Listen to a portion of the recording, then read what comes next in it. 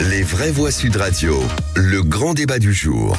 La régularisation des travailleurs sans papier, c'est du bon sens. L'article 3 qui consiste à régulariser pas tous les travailleurs clandestins, une petite partie. Toute personne qui présente un risque pour notre pays puisse être expulsée. Ce que je crains, c'est qu'effectivement, on ait des gens qui utilisent un conflit qui est dramatique pour chercher à réhabiller cette loi immigration et en faire en réalité une loi de ségrégation. L'aide médicale d'État, qui est un dispositif généreux, qui a été totalement dévoyé et dont le coût a explosé en 20 ans. Il faut la restreindre vers une aide d'urgence. Voilà. Et le projet de loi de l'immigration arrive donc au Sénat. Lundi, le gouvernement souhaite limiter l'accès à l'aide médicale d'État pour les étrangers, une mesure contestée par 3000 soignants. Dans une tribune, une partie de la droite souhaite même sa suppression. Un autre point de désaccord concerne l'article 3 sur la régularisation des travailleurs sans papier. Repoussoir pour la droite, condition sine qua non pour l'aile gauche de la Macronie, Philippe. Est-ce une tentative de la droite de diviser la majorité ? Est-ce que Gérald Darmanin va céder sur l'article 3 ? Est-ce que quelque part, ça va pas être je te donne ceci et tu me donnes cela, c'est-à-dire je lâche sur la régularisation des sans-papiers, mais par contre j'annule l'aide médicale d'État ou vice-versa. D'ailleurs, vous, qu'en pensez-vous ? Souhaitez-vous plus de fermeté sur les sans-papiers, l'aide médicale d'État ou les deux ? Et vous faites un score brejnevien en disant à 89% les deux. Et notre invité pour en parler, Rodrigo Arenas, est avec nous, député de la France Insoumise de Paris. Merci d'être avec nous. Philippe Bilger, cette effectivement loi qui revient assez souvent et pourtant c'est toujours un peu compliqué à gérer. D'abord, je suis très heureux de retrouver monsieur le député Arenas, notre cher Rodrigo. Qui était vraie voix d'ailleurs. Avec lequel j'ai eu parfois maille à partir. Je devinais qu'il était de gauche. Mais en réalité, jusque-là, c'est bon. Plus sérieusement, sur la régularisation des sans-papiers, je serais, pour aller assez vite au fait, sur la ligne des Républicains, en tout cas de manière modérée. Je trouve intellectuellement discutable le fait qu'on veuille à la fois lutter contre l'immigration et les séjours clandestins, et en même temps qu'on favorise les sans-papiers pour des métiers en tension.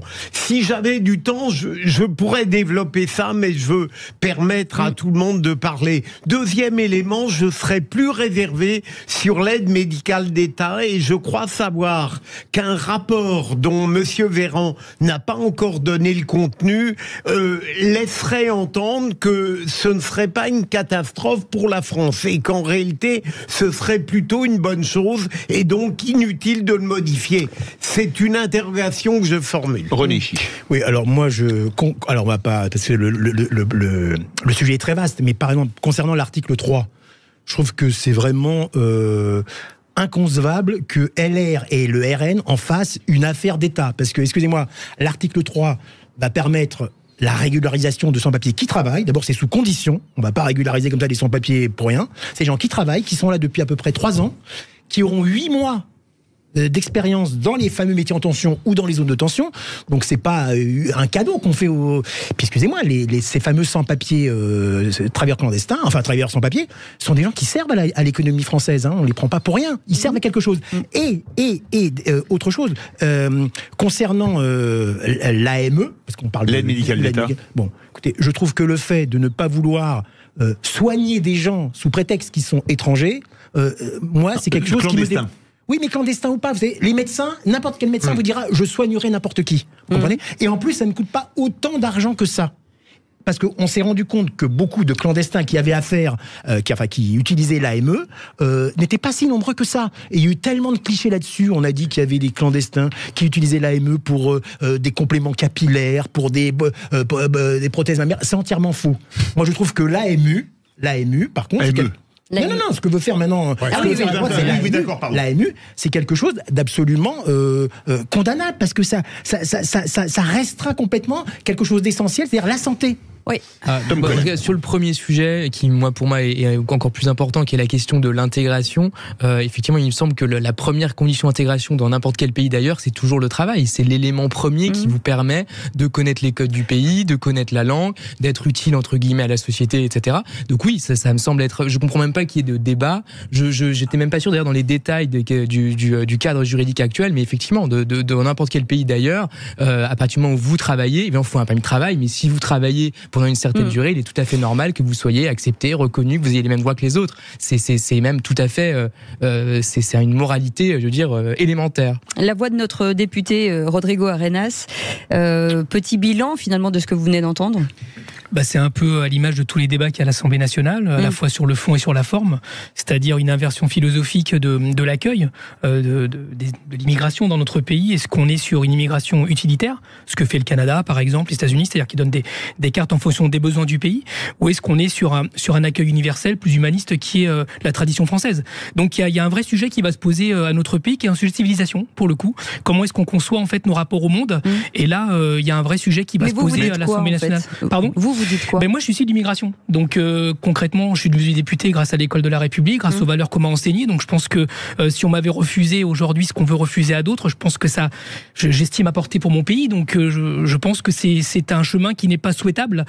D'autant plus que, vous savez, vous avez parlé tout à l'heure d'écologie. Je vous ai écouté un peu Philippe David à l'antenne. Quand on pense, vous avez écouté Philippe David à l'antenne, vous êtes bien le premier. Il a bon goût, hein. Et vous êtes venu tout de même, Rodrigo. Et je suis venu tout de même. Les gentils. C'est dingue. Et donc, quand on écoute, parce que moi je viens d'Amérique du Sud, vous voyez par exemple là, on parlait d'Anne Hidalgo tout à l'heure, on parlait de la voiture électrique par exemple. Concrètement, rouler à l'électrique en France, ça veut dire faire des écocides en Amérique du Sud, notamment dans le triangle du lithium. Donc vous voyez, tout ça est quelque chose de complexe. Donc je pense que faire croire et jouer sur les peurs des gens qu'on va pouvoir se refermer sur nous-mêmes, non seulement c'est faux, mais en plus ça va contre le sens de l'histoire. Mais je voudrais vous poser une question avant de donner la parole au Révois. Est-ce que c'est pas en France, on a les records de lois non appliquées? Comment faire passer une loi immigration dont on sait de façon que tant qu'on ne contrôlera pas nos frontières, elle est inapplicable? Alors c'est pas qu'une question qu'aux frontières. D'abord parce que les frontières sont poreuses, c'est bien connu depuis que l'histoire de l'humanité. Mais surtout, si vous allez dans vos restaurants, vous poussez la porte et vous allez voir qui travaille dans les cuisines. Donc tout ça en fait est excusez-moi, c'est un débat de faux cul en fait. D'ailleurs tous ceux qui à l'Assemblée nationale font mine de s'énerver, de s'agacer, sont les premiers consommateurs de l'immigration qui aujourd'hui travaillent et de façon peut-être clandestine d'un point de vue droit, mais de façon tout à fait officielle du point de vue des cotisations. Et ça on oublie souvent de le dire. René Chiche veut réagir. Il saute dans tous les sens. Réagir. D'abord, c'est la journée de la pour être député, monsieur Chiche. Je serai pas long comme d'habitude, ne vous inquiétez pas. Il fait la circulation. Non, je veux dire, d'abord, il y a une hypocrisie sur cet article 3. S'il n'était pas voté, éventuellement, c'est pas ça qui va empêcher l'immigration clandestine. Vous savez, l'immigration clandestine, c'est pas l'article 3. Ça sera une répression des passeurs, un contrôle des marchands de sommeil, etc. Et par contre, pour un petit peu, non pas atténuer mon propos, mais concernant ce projet de loi, il y a ce côté, bien sûr, il faut bien le reconnaître, je dirais humanitaire, de solidarité, humaniste, excusez-moi, avec les sans-papiers qui travaillent. Mais il y a quand même, et c'est pour ça que je trouve ce projet bien ficelé. Moi, je trouve que Gérald Darmanin, il a fait un bon projet, parce qu'il y a aussi quand même, parce qu'il ne faut pas croire, on n'est pas des naïfs, il y a aussi quand même un volet, alors peut-être que monsieur le député ne sera pas d'accord avec moi, il y a un volet quand même de répression, de prévention de l'immigration clandestine, qui est, moi j'ai lu le projet et je suis tout à fait partisan de ce projet, et je pense que même les forces de sécurité, la justice pourraient absolument adhérer à ce projet qui est très bien ficelé pour moi. Allez, 0826 300 300, David qui nous appelle de Toulouse. Une réaction, David? Oui, alors bon, je pensais ne jamais être d'accord avec un député France Insoumise, mais bon, c'est la première fois que ça va arriver sur le terme de faux cul. Tout autant parce que beaucoup de LFI sont des faux culs, mais c'est pas de ça qu'on doit débattre ce soir. C'est surtout par moi, tout le monde parle de cet article 3, mais quid des employeurs d'immigrés illégaux? Est-ce que ces gens-là sont pas déjà des délinquants dans le fait d'employer des clandestins? Mais eux, on n'en parle pas, parce que cette immigration clandestine, elle bénéficie aussi à un certain patronat qui a trouvé là une main-d'œuvre à bon marché et malléable et corvéable à merci. Donc je pense qu'il faudrait aussi s'attaquer à ce sujet-là. Et ensuite, il y a une autre chose, c'est qu'on pourra faire toutes les lois anti-immigration qu'on veut.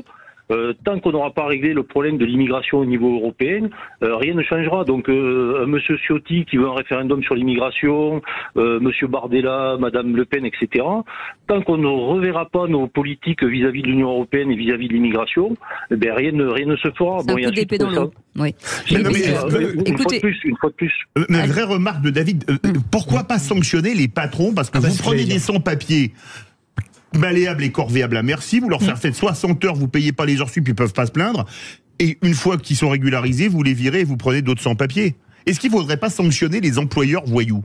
En fait, ça c'est le travail de la police de faire son travail. Moi, je pense qu'ils n'ont pas assez de moyens pour le faire, très clairement. S'ils sont tellement employés dans des choses au quotidien qu'aujourd'hui, ils n'ont pas les moyens de faire ça. En plus, vous savez, la police, quand je dis, c'est pas simplement les gens qui sont sur le terrain, c'est aussi tous les contrôleurs du travail qui sont pas en nombre suffisant. Et ça, c'est un problème plus structurel. J'ai envie de vous dire que c'est volontaire. Après, vous allez dire que je suis en complotiste. C'est pas le cas. C'est que c'est comme ça que ça fonctionne, le business. Il vient d'avoir une grève de sans-papiers, là. Si vous n'avez pas tous ces gens-là, aujourd'hui, vous n'avez pas de Jeux Olympiques. C'est ça la réalité du monde. Donc à un moment donné, on est dans un truc où, quand je vous dis de focus, c'est aussi ça, c'est que tout le monde fait semblant que ça n'existe pas, mais ça existe. Et je vais vous dire, moi quand j'écoute notamment les propositions de Marine Le Pen sur ce sujet-là, parce que c'est ça dont on est en train de parler, quand elle dit il faut aider là-bas, vous savez, quand on aide là-bas, on va faire venir les gens. Parce qu'en fait, la vraie migration, elle est intra-régionale. Les gens qui émigrent loin, c'est les gens qui ont plus d'argent, c'est les gens qui sont les mieux formés, et c'est ceux qui peuvent aller le plus loin possible. Donc plus vous allez aider les pays là-bas, et moi je le souhaite, et bien plus les gens vont venir, parce que c'est comme ça que fonctionne l'immigration. Et ceux qui viennent en France, excusez-moi de le dire comme ça, j'ai été à l'école comme vous, c'est précisément ceux avec qui la France a des relations culturelles depuis très longtemps. Donc dire que ça va pas être le cas, non seulement c'est mentir aux gens, et en plus c'est pas efficace. Donc voilà, on est dans un monde dans lequel vous avez des guerres, où la France a pris partie prenante de façon très, très offensive. Je peux pas vous parler de la Libye, de la Syrie, etc.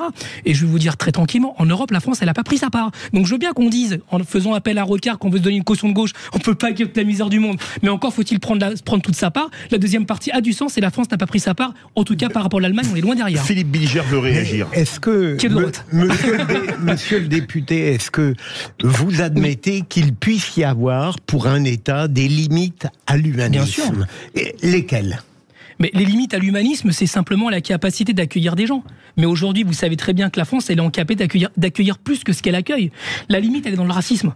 La limite, c'est dans la xénophobie. La limite, elle est d'instrumentaliser un projet de loi, encore une fois, qui est en train de dire, est-ce qu'on va prendre l'immigration qui nous est utile économiquement, ou est-ce qu'on va jouer le rôle de la France dans le monde, le rôle de la paix, le rôle de son implication pour aider au co-développement ailleurs. C'est ça dont il est question aujourd'hui. Donc si on utilise le projet de loi sur l'immigration pour dire qu'on veut pas des Arabes, qu'on veut pas des Noirs, qu'on veut pas des jaunes, qu'on veut pas que c'est là, parce que c'est ça le vrai du sujet, alors je pense que c'est pas le sujet. Je pense qu'on va cacher le racisme et la xénophobie derrière une question légitime qui est de savoir jusqu'où on veut.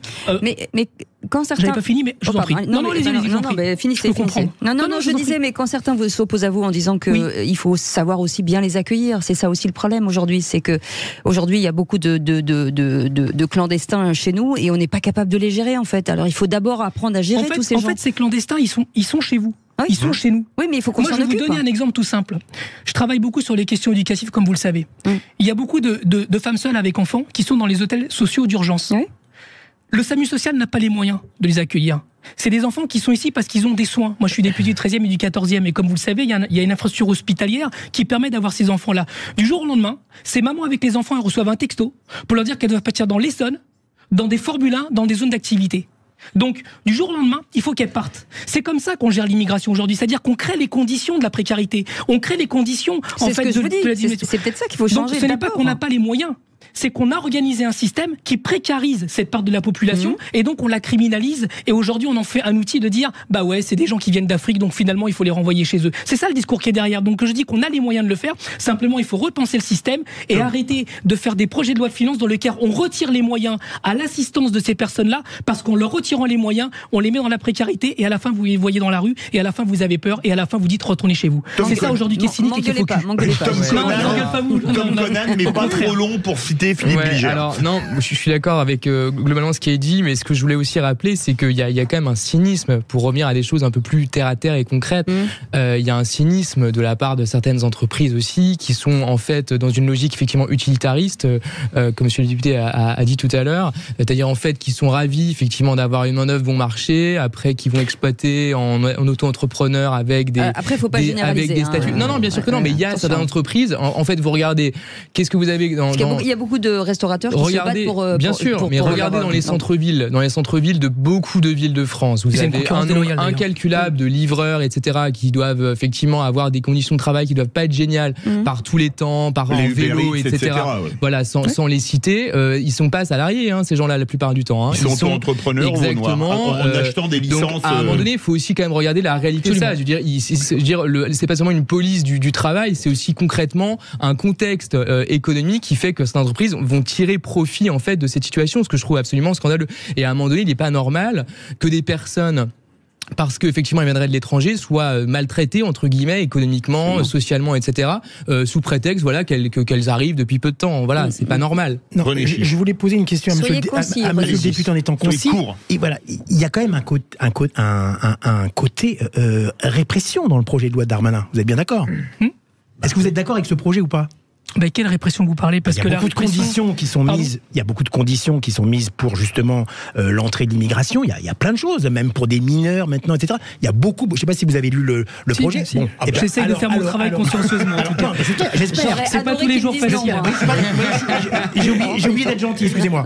Non, allez-y, il n'y a pas de problème. Moi, ce que je trouve bien dans ce projet Darmanin, c'est qu'il y a parce qu'on parle que du travail, etc. Oui, mais je voulais savoir si monsieur le député LFI était d'accord avec ce côté du contrôle de l'immigration qui est quand même très important pour les Français aujourd'hui. En 40 secondes. Mais en fait, on ne peut pas laisser dire ici et laisser croire qu'il n'y a pas de contrôle sur l'immigration en France. L'immigration en France est extrêmement contrôlée, ici et là-bas. Parce qu'il y a aussi une immigration légale qui existe dans notre pays. Heureusement, il y a les ambassades qui font leur travail. La question qui se pose, c'est qu'aujourd'hui, vous avez une immigration qui est illégale, mais qui est légale de par le fait, parce qu'on les accueille. Et parce qu'il y a aujourd'hui un système économique qui les fait venir. Et vous avez aussi une autre situation qui du coup rentre dans le cadre de l'humanisme dont on parlait tout à l'heure. C'est que vous avez des guerres. Et les gens qui viennent, ils viennent pas forcément parce qu'ils veulent travailler. Ils fuient parce qu'ils veulent pas mourir, ou parce qu'ils veulent souvenir à la besoin de leur famille. Donc c'est cette dimension-là qui enorgueillissait la France, et je pense que si nous allons sur un rapport d'utilité, de faire venir seulement les gens qui nous sont utiles, nous allons perdre ce rapport de la France au monde, et à ce moment-là, nous allons quelque part nous déshumaniser. C'est ce que je ne souhaite pas. Merci beaucoup Rodrigo Arenas, député de la France Insoumise de Paris. Pour la peine, vous savez quoi, on va vous garder dans Qui c'est qui l'a dit? Mais il est trop bon. Non, attendez. Surtout Bill Germ mise le grand chelem cette semaine. Impossible. Non, moi je suis nul à ça. Je contextualise, c'est-à-dire que dans un instant, pendant 5 minutes, vous pourrez être désagréable, menteur, mauvais joueur et tricheur. Comme ça, tout le monde est content. Ça pourrait lui donner vous avez une drôle d'image de la politique. Voler n'est pas du tout une manif dangereuse. Restez avec nous, le quiz de l'actu dans un instant. À tout de suite. Je suis nul à ça.